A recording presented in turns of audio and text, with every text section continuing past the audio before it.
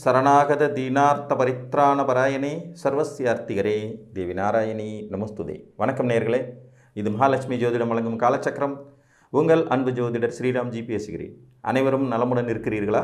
நன்றாகத்தான் இருப்பீர்கள், நன்றாக இருக்க வேண்டும். இன்றைய காணொளியில் நாம் காண இருப்பது என்ன செய்வார் உங்கள் ராசிநாதன். இதுதான் தலைப்பு. ஜாதகத்தில் ரொம்ப முக்கியமான வீடுனா லக்னாதிபதி வீடு தான். லக்னம் தான் முதல்ல.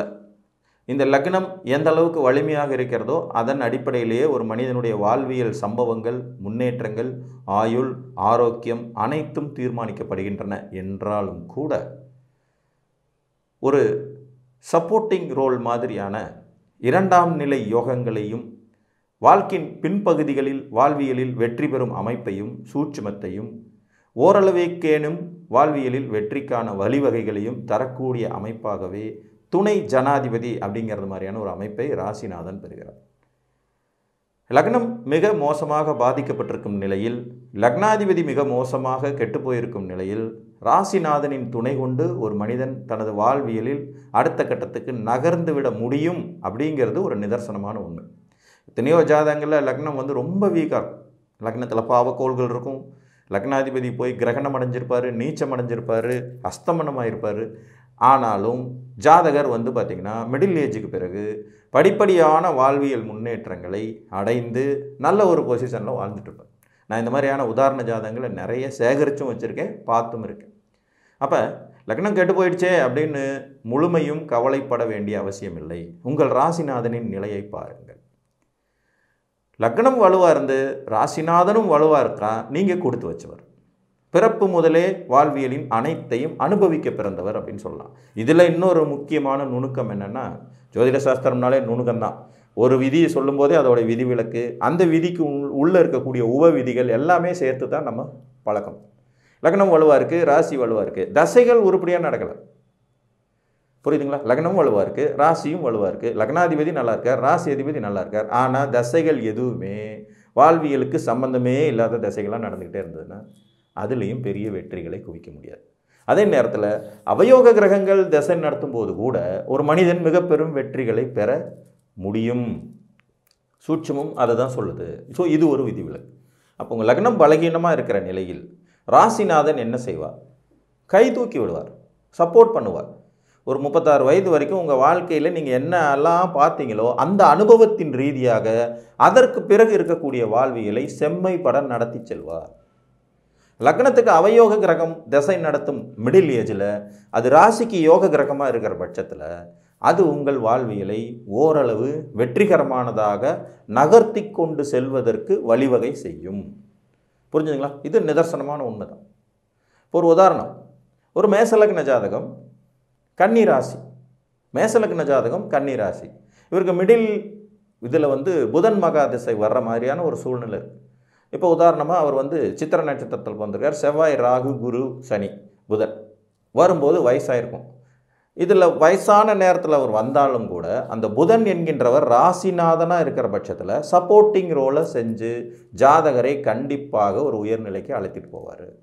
வயதான காலம்தான். ராகு திசைங்கிறது 18 வருஷம், குரு திசை 16 வருஷம், சனி திசை 19 வருஷம்னு எல்லாம் போடும்போது 50-55 வயசில் வரும். இருந்தாலும் வெற்றியை தரும். பின் வயதுகளில் சரியான பருவத்தில் வருது. இதில் நம்ம மேச லக்னத்துக்கு புதன் ஆகாதவர்னு கணக்கு போட்டு வச்சா அவர் கன்னி ராசியாக இருக்கிற பட்சத்தில் ராசிநாதன் இங்கே கெடுதல் செய்வதற்கு பதிலாக நன்மைகள் செய்து கொண்டிருப்பார். லக்னத்திற்கு அவயோக கிரகமாக இருந்தாலும் ராசிக்கு நட்பு கிரகங்களாக இருக்கும்போது அந்த ராசியின் வயதிற்கு தகுந்த நிலையில் அந்த தசை வந்ததுன்னா பெரிய வெற்றி இருக்கும். இப்போ எத்தனையோ சிம்ம லக்ன கடக லக்ன ஜாதகர்கள் சனிமகா திசையில் நன்மைகளை அனுபவித்திருப்பார். சனிமகா திசை வந்தாலே டோட்டலாக அவுட்டு, அவ்வளோதான் மோசம் அப்படின்னு சொல்ல முடியாது. ஒரு உதாரணம் இன்னொன்று எடுத்துக்கலாம்.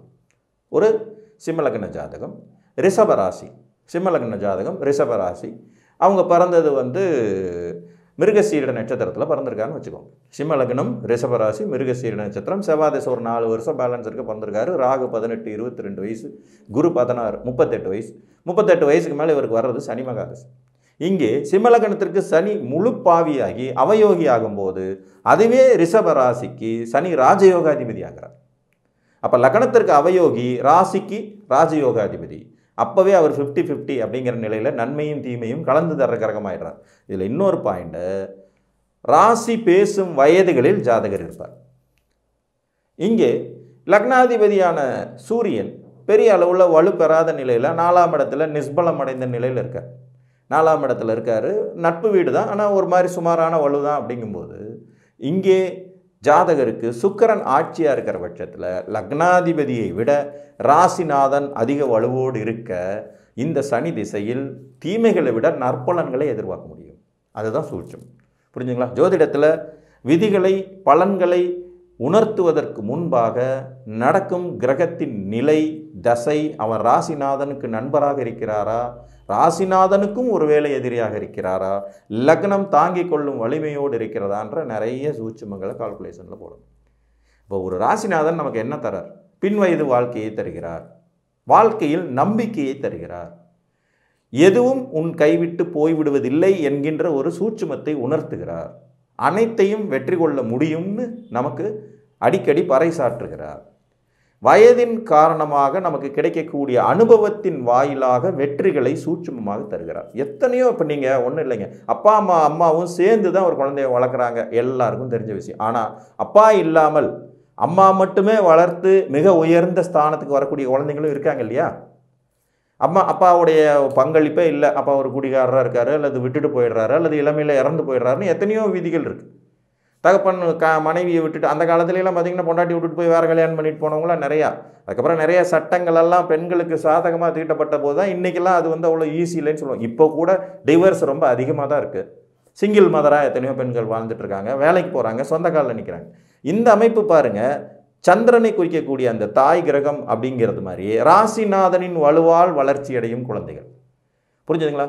சந்திரன் லக்னம் தகப்பனை குறிக்கும், சூரியனுடைய வீடு. அது சரியா இல்லை, அப்பா சரியில்லை. ஆனால் தாயாரின் கருணையினால் வளர்ந்து உயர்ந்த நிலைக்கு அடைவது எப்படியோ அதே மாதிரி ராசியின் கருணையினாலும் ஒரு மனிதன் வளர்ந்து உயர்ந்த நிலையை, உயர்ந்த லட்சியத்தை, உயர்ந்த ஒரு வாழ்வியல் முறைகளை அனுபவித்து கொள்ள முடியும்.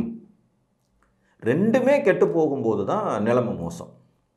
புரிஞ்சுதுங்களா? லக்னமும் கெட்டு போச்சு, லக்னாதிபதியும் கெட்டு போச்சு, லக்னாதிபதி கெட்டு போயிடுறாரு, ராசியும் கெட்டு போச்சு, ராசி அதிபதியும் வலுவாக இல்லை, ராசிலையும் பாவக்கோள்கள் இருக்குது. இந்த மாதிரியான சூழ்நிலைகள் தான் மோசம்.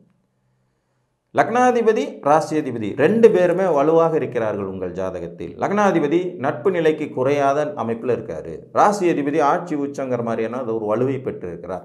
நடப்பு திசைகளும் யோக திசைகளாகவே மத்திம பருவ வயதில் வருகிறது. இந்த மத்திம பருவ வயதுங்கிறது நான் சொல்கிறது 25 வயசுலேருந்து 55 வயசு தான். அந்த 30 ஆண்டுகள் கூடுனா 60 வயசு வரைக்கும் எடுத்துக்கலாம். நல்ல யோக திசைகள் நடப்புக்கு வருது. நிச்சயமாக நீங்கள் ஒரு கொடுத்து வைத்தவர் தான். லக்னம் வலுவாக இருக்குது, ராசி வலுவாக இருக்குது, திசைகள் நல்லா இருக்குது. இந்த மூன்றும் சேர்ந்து 33 33 33 அப்படிங்கிற நிலையில் உங்கள் வாழ்க்கையை நகர்த்திட்டு போகும். லக்னத்தின் வலு ஒரு 33, ராசியின் வலு ஒரு 33, நடப்பு தசாநாதர்களின் வலு ஒரு 33 அப்படி எடுத்துக்கலாம். லக்னம் மோசமாக இருக்குது, ராசியும் மோசமாக இருக்குது. ஆனால் நடக்கிறது எல்லாமே யோக திசைகளா? மற்றவர்களின் துணையோடு வாழ்வியலில் வெற்றி பெறுவீர்கள். நல்ல வாழ்க்கை துணை அமைஞ்சிடுறது, நல்ல தாய் தகப்பன் அமைஞ்சிடுறது, நல்ல குழந்தைகள் அமைஞ்சிடுறது. அந்த மாதிரியான சப்போர்ட்டிங் கேரக்டர்ஸ் மூலமாகவே லைஃப் ஸ்மூத்தாக போயிடும். ஸோ உங்கள் ஜாதகத்தில் ராசிநாதன் என்ன செய்வார்னா உங்களுக்கு தன்னம்பிக்கையை அளிப்பார். ராசி வலுத்தவங்க ரொம்ப கான்ஃபிடெண்ட்டாக இருப்பாங்க, எது நடந்தாலும் பார்த்துக்கலாம், பின்னாடி எப்படியும் ஜெயிச்சிருவேங்கிற அந்த நம்பிக்கை இருக்கும். நம்ம ஜாதகம் பார்க்கும்போது நான் அதை தான் சொல்லுவேன், சார் லக்னம் மோசமாக தான் இருக்குது, கவலைப்படாதீங்க, ராசி ஸ்ட்ராங்காக இருக்குது. கடக லக்னம் சார்னா எனக்கு சனி திசை வருது, எல்லாரும் பயமுறுத்துறாங்க, என்ன ஆகுமோ தெரியல, கவலையே படாதீங்க, நீங்கள் துலா ராசி, சனி உங்களுக்கு ராஜயோகாதிபதி, அப்படிலாம் ஒரு கெடுதலும் பண்ண மாட்டார். 40 வயசுக்கு மேலே தான் சனி திசை வருது, நிச்சயம் ஜெயிப்பீர்கள் நம்பிக்கை கொடுக்கும். புரியுதா உங்களுக்கு? இந்த டிஃப்ரென்ஸ் இதுதான். ராசியின் அடிப்படையிலும் தசாநாதர்களை கணிப்பதற்கு புரிந்து கொள்ள வேண்டும். இங்கே லக்னாதிபதி ஃபுல் பவரில் இருந்தார்னா அப்போ ராசியை டம்மி பண்ணுவார். புரியுதுங்களா? லக்னாதிபதி ஃபுல் பவரில் இருக்காருன்னா அப்போ லக்னமே அதிகம் கோலேச்சும். ஒரு வீட்டில் தகப்பன் அதிக வலுவோடு இருக்கிறாருன்னா அவர் சொல்கிறது படி தான் வீடு நடக்கும். அங்கே அம்மாவோட பேச்சு கம்மியாக. இருவரும் ஈக்குவலாக பவரில் இருக்காங்களா, அல்லது அப்பாவின் ஸ்தானம் சொல்லக்கூடிய லக்னம் வீக் ஆகி தாயாரின் ஸ்தானம் என்கின்ற ராசி வலுவாக இருக்கிறதா? இதெல்லாம் தான் ஜாதகத்தில் நம்ம நுணுக்கமாக தெரிந்து கொள்ள வேண்டிய விதிகள். உங்கள் ராசிநாதன் உங்களுக்கு தன்னம்பிக்கை அளிப்பார். பின்வயது வாழ்க்கையை கையை பிடித்து அழைத்து கொண்டு செல்வார். வாழ்வியலின் வெற்றிகளை உங்களையும் அனுபவிக்க தூண்டுவார் என்று கூறி மீண்டும் ஒரு காணொளியில் உங்களை சந்திக்கும் வரை உங்களிடமிருந்து அன்புடன் விடைபெற்றுக் கொள்வது உங்கள் அன்பு ஜோதிடர் ஸ்ரீராம்ஜி. நன்றி, வணக்கம்.